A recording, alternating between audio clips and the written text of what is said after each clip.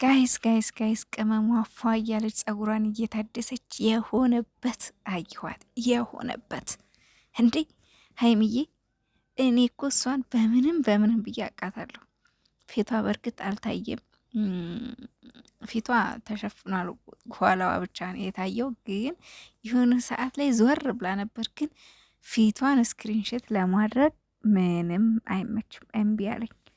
ግን በትክክል ሀይሚዬ ራሷ ሲጀምር ደግሞ ማለት ነው። እኔ በጉሬም በጭፍሬም ሀይሚ አጠፋብኝም። በቃ ቤትም ብዬ አገኛት።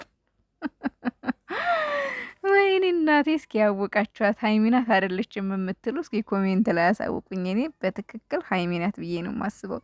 ሰላም እንዴት ናችሁ ውድ ቤተሰቦች? ደህና ናችሁ? አይ ያለው እግዚአብሔር ይመስገን። በያላችሁ በዓለም ዳርቻ ሰላማችሁ ትርፍርፍ ይበልልኝ እያልኩኝ በድጋሚ መጥቻለሁ። ቅመሟን የኔ ጣፋጭን ይዤላችሁ መጥቻለሁ። በቅድሚያ ለዚህ ቻናል አዲስ የሆናችሁ ሰብስክራይብ አድርጉ ፕሊስ፣ ሰብስክራይብ አድርጉ። ምንም እኔን ከጠቀመኝ እናንተን ደግሞ ስለማይጎዳ ሰብስክራይብ ብታደርጉኝ ደስ ይለኛል።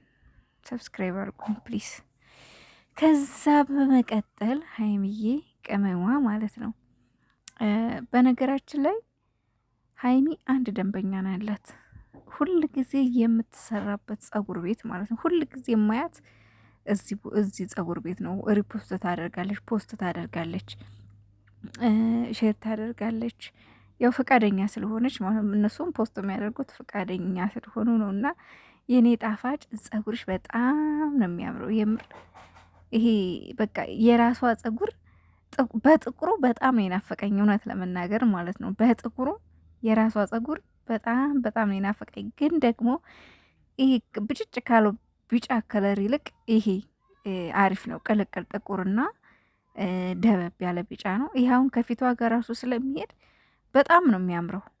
ግን ሞር ደግሞ በጥቁሩ ቢሆን ፊቷ የእሷ ቀይ ስለሆነች በጥቁሩ ቢሆን የእሷ ጸጉር እመኑኝ ከሂውማን ሄር የበለጠ ውብ የሆነ ጸጉር ነበር የሚሆነው በጥቁሩ ቢሆን ማለት። ምክንያቱም ቀይ ሰዎች ላይ ብዙ ጊዜ አይታችሁ ከሆነ ጥቁር ልብስ ያምርባቸዋል። በጣም ጥቁር ነገር ሲያደርጉ በጣም ነው የሚያምርባቸው። እና ሀይሚዬም ጸጉሯ ጥቁር ቢሆን በጣም ነበር የሚያምረው። በጣም ሽብርቅ ነበር የምትሆን የጨረቃ። አሁንም ያምራል። አንቺ ላይ የሚያስጠላ አንድም ነገር የለም።